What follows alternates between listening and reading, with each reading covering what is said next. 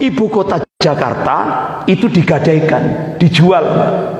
Kemudian pembangunan ibu kota negara yang baru di Kalimantan itu semua dibiayai Cina, dibangun oleh Cina, semennya juga dari pabrik semen Cina, semuanya buruh-buruh dari Cina. Nanti kalau sudah jadi, Indonesia wajib menyewa ibu kota itu, nyewa. Berarti ibu kota kita Jakarta sudah hilang, kita datang nyewa, berarti kita sudah tidak punya ibu kota yang aslinya. Itu seperti itu. Nah, kini resmi sudah Cina diminta Indonesia untuk menyelesaikan pembangunan IKN Nusantara. Begitu pembangunan ibu kota baru itu selesai, maka saya tegas katakan penjajahan Cina atas Indonesia mendapatkan angin buritan super kencang. Sungguh Indonesia menurut NU wajib dijaga, haram mengkacau Indonesia, haram ngesruh Indonesia, meskipun yang mengesruh kaum bersorban.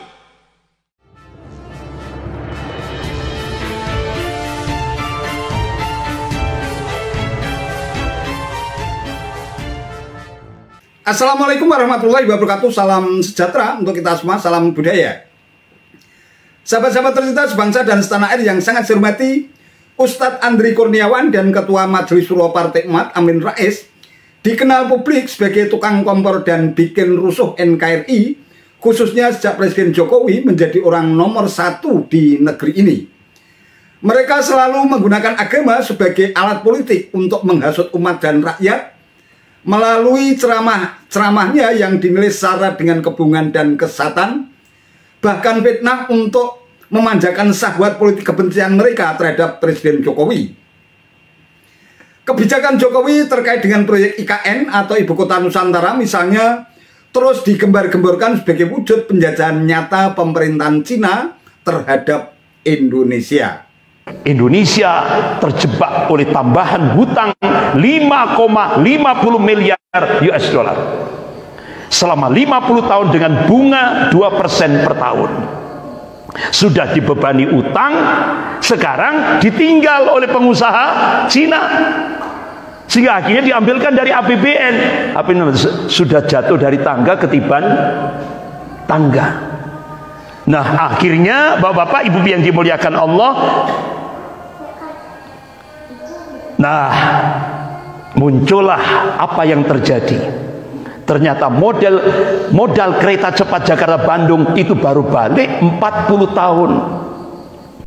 Baru balik modal itu molor lagi 40 tahun. Nah, itu bisa molor 1 abad, 100 tahun baru balik modal. Nah, itulah. Berarti ini jebakan hutang Cina itu, sehingga akhirnya banyak pakar-pakar marah.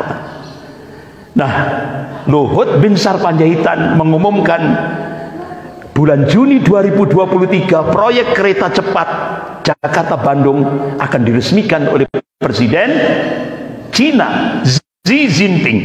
Berarti itu tanda Indonesia sudah tiba punya kedaulatan. Tapi belum masuk bulan Juni 2023 uji coba. Ini baru timik-timik loh, Pak. Belum cepat loh ini. Baru timik-timik. Lepas dari rel. Sehingga akhirnya korban warga negara Cina yang ada di dalam kereta cepat itu meninggal. Kecelakaan. Lepas dari rel. Ini jalannya baru timik-timik. Belum cepat ini. Ini benar-benar proyek ambisius. Yang kedua, tanda-tanda bencana geopolitik yang kedua, investor asing dalam arti Cina untuk pembangunan ibu kota negara baru mendapatkan HGB, hak guna bangunan 160 tahun. Ini kan berarti penjajahan tanpa perang. 160 tahun HGB. Nah, itu. Akhirnya Pak Said Didu SD ini, Pak Said Didu ini singkatan Pak Said Didu, justru kita kehilangan ibu kota. Kenapa? Ibu kota Jakarta itu digadaikan, dijual. Kemudian pembangunan ibu kota negara yang baru di Kalimantan itu semua dibiayai Cina, dibangun oleh Cina, semennya juga dari pabrik semen Cina, semuanya buruh-buruh dari Cina. Nanti kalau sudah jadi, Indonesia wajib menyewa ibu kota itu. Nyewa. Berarti ibu kota kita Jakarta sudah hilang, kita datang nyewa, berarti kita sudah tidak punya ibu kota yang aslinya. Itu seperti itu. Nah, hubungan mesra Jakarta-Beijing bisa kita lihat bahwa sejak jadi presiden, Jokowi itu sudah belasan kali sowan ke Cina. Ini luar biasa juga. Ya. Pokoknya China harus dimuliakan, diistimewakan. Para TKA Cina diperlakukan secara istimewa.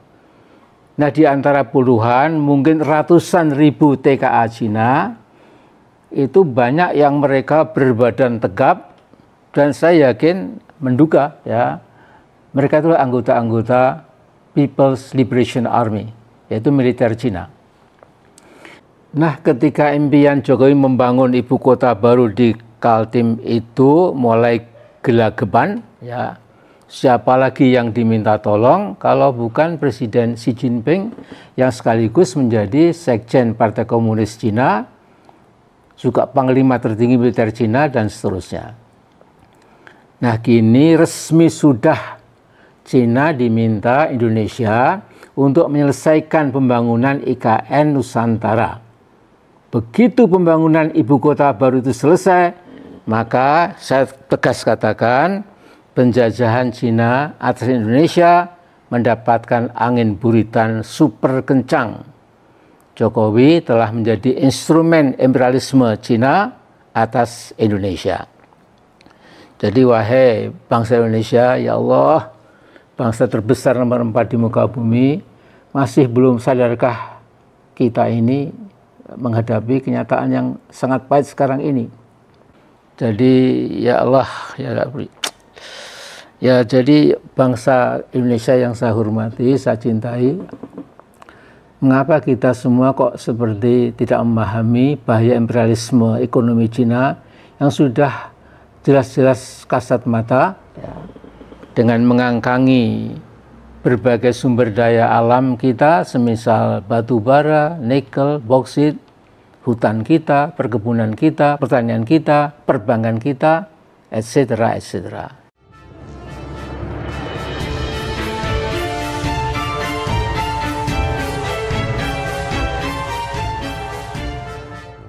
Nah, terkait dengan hal tersebut, pimpinan Pondok Pesantren Sabilur Rasyad Kota Malang, Jawa Timur, sekaligus juga Ketua Pengurus Wilayah Nahdlatul Ulama atau PBNU Jawa Timur, Kiai Haji Marzuki Mustamar, sontak ikut angkat bicara.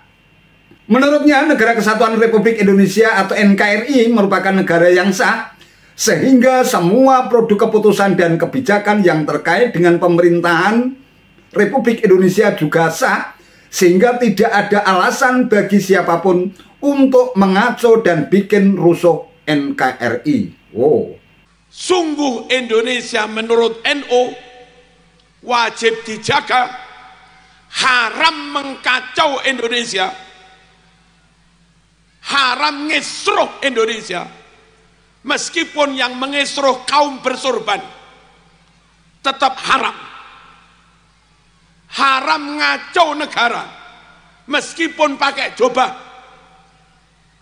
meskipun pakai takbir, tetap haram.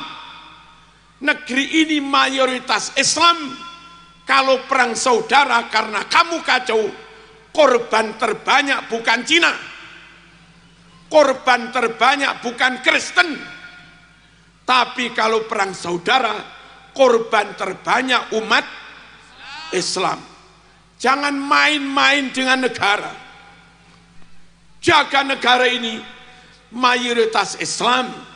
Kalau aman, yang paling aman Islam. Hafid terbanyak 100.000 lebih ada di Indonesia. Kalau negara ini aman, yang aman juga para hafid Quran. Allahumma shalli ala sayyidina Muhammad. NU tidak setuju dengan aksi-aksi di Jakarta atau di mana yang kelihatan memekekkan takbir, kelihatannya bersolawat, bertasbih, tapi tujuannya ngesroh. Halo, negeri ini wajib dijaga. Sungguh tafsir Sawi yang asli ada di Indonesia. Sahih Muslim yang asli ada di Indonesia. Komitmen sumpah ikrar menjaga NKRI sampai mati itu sejatinya karena di RI inilah Allah selamatkan makam para wali, Allah selamatkan kitab-kitab yang di Arab sana sudah hilang. Paham? Paham? Makanya makanya NU siapa kita? NKRI, Pancasila.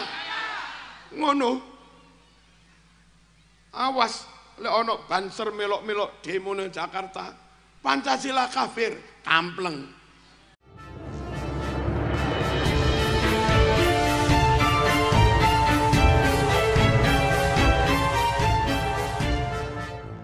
Sahabat-sahabat tercinta sebangsa dan setanah air yang sangat saya hormati, sindrom penyakit hati, iri, dengki, dan kebencian memang susah untuk diobati melalui cara-cara medis.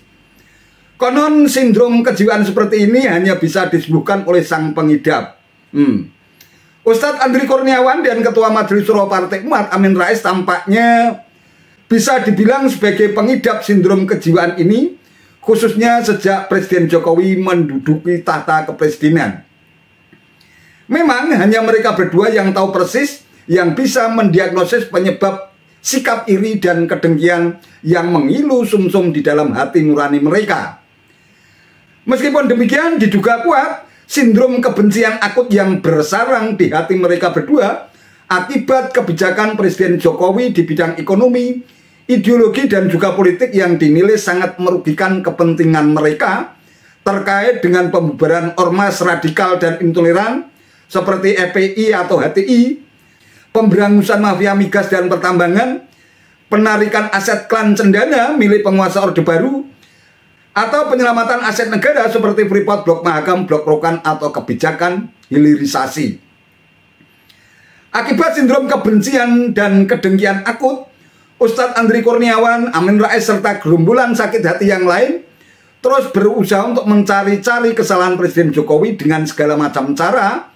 Lantas mereka berteriak-teriak dan berkuar-kuar di ruang publik untuk menghasut umat dan rakyat agar ikut bersama-sama membenci Presiden Jokowi secara berjamaah.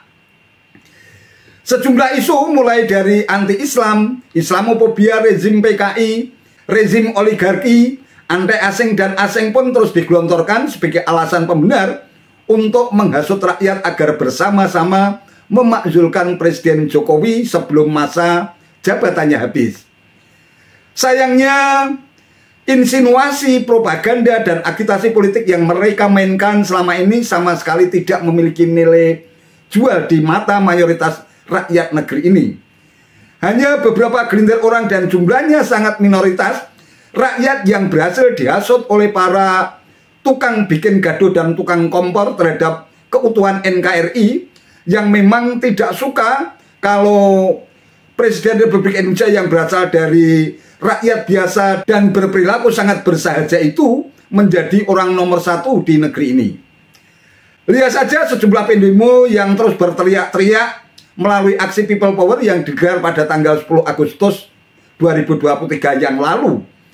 Hanya itu saja rakyat yang berhasil dijadikan sebagai tameng para demago kekuasaan yang sudah tidak sabar untuk bisa menggulingkan Presiden Jokowi sebelum masa jabatannya habis.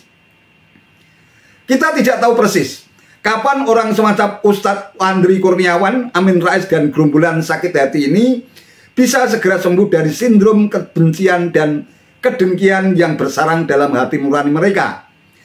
Yang jelas sekeras apapun mereka berteriak mengompori rakyat untuk ikut-ikutan bikin gaduh terhadap NKRI, tak akan mendapatkan simpati mayoritas rakyat yang sangat mendambakan nilai kerukunan dan kedamaian di bawah pangkuan NKRI yang sangat majemuk dan penuh kebinekaan ini. Dalam konteks ini kita perlu mengapresiasi Nahdlatul Ulama yang sangat konsisten dalam menegakkan konsep trilogi ukhuwah, mulai dari ukhuwah Islamiyah, persaudaraan sesama umat Islam, ukhuwah watoniyah, persaudaraan dalam ikatan kebangsaan, dan ukhuwah basariyah, persaudaraan sesama umat manusia, serta siap pasang badan untuk menegakkan keutuhan Negara Kesatuan Republik Indonesia yang berpilar pada Pancasila, Undang-Undang Dasar 1945, dan Bhinneka Tunggal Ika. Wallahu a'lam bishawab. Itu saja yang bisa saya sampaikan. Terima kasih atas perhatiannya. Wassalamualaikum warahmatullahi wabarakatuh.